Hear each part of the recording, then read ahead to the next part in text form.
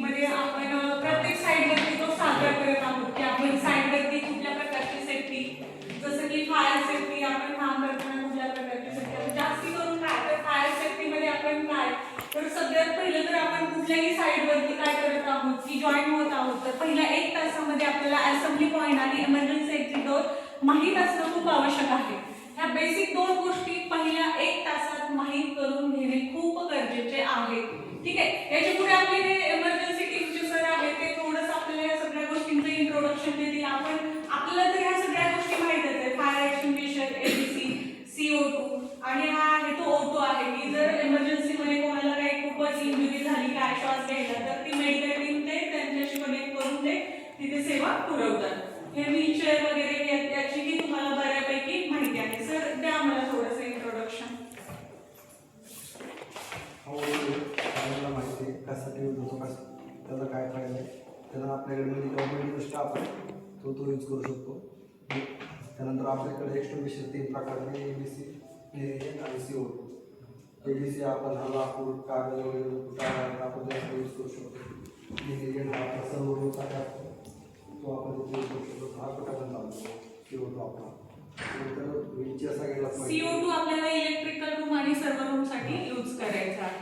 ठीक आहे. त्यानंतर ती आहे आपली व्हीलचेअर. व्हीलचेअर आपण कुठे यूज करतो की जे हँडिकॅप किंवा ज्याला इंजुरी वगैरे झाली आहे, चालता येत नाही, तिथे तुम्हाला ती व्हीलचेअर किंवा स्ट्रेचरचा वापर करायचा आहे. ते आपल्याकडे 2 सायनेज बोर्ड आहेत ते आपण क्लिनिंगसाठी किंवा 3 प्रकारचे आहेत आपले, wet floor, cleaning progress, working progress, याचं तर तुम्हाला माहितीच आहे.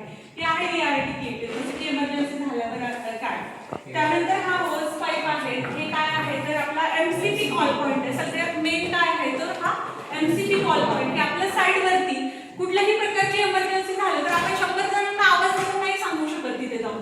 मग आपल्याला काय करायचं आहे, याच्यावरची ग्लास ब्रोकन करायची, याच्यात एक गोल बटन असतं ते प्रेस करायचं आहे.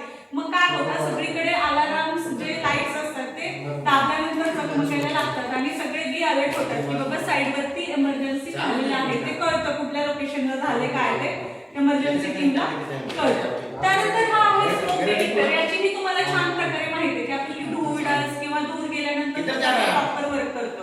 करेक्ट ना. आता हे आहे काय, हे कशासाठी यूज करायचं सर?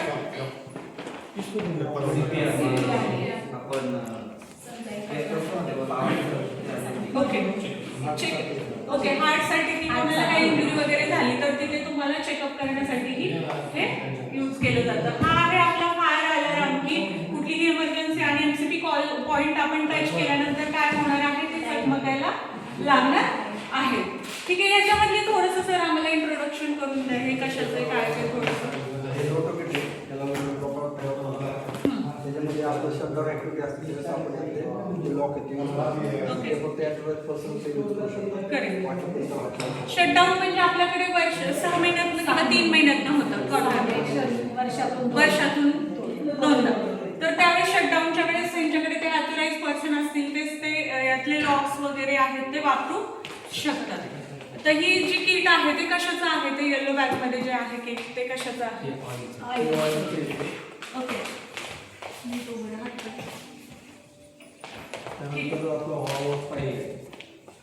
होल्स पाईप सर्वांना माहिती आहे कशासाठी यूज होतो, काय होतो, माहित आहे ना सर्वांना.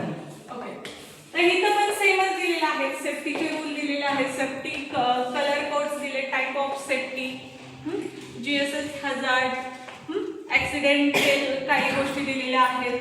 त्यानंतर टाइप ऑफ हजार्ड, कशा प्रकारचे धोके निर्माण होऊ शकतात आणि आपण कसं त्यातून वाचायचं, ह्या सगळ्या गोष्टी ह्या त्याच्यावरती हे केलेल्या आहेत. तर तुम्हाला ही छोटीशी माहिती कळली का? आपण ट्रेनिंग मार्फत तर घेतोच, पण हा नॅशनल सेफ्टी वीक आहे त्याच्यामुळे आपण छोटंसं काय तर छान असं सेटअप तुम्हीच हाऊसकीपिंगच्या सगळ्या स्टाफने, सुपरवायझर, पॅन्ट्री ऑफिस बॉय आणि आपला जो हाऊसकीपिंगचा स्टाफ आहे त्यांनी छान, आणि मेंटेनन्स टीम किंवा इथले जे कोणीही अजून कुठली टीम असेल त्यांनी आपल्याला खूप छान सपोर्ट केलेला आहे.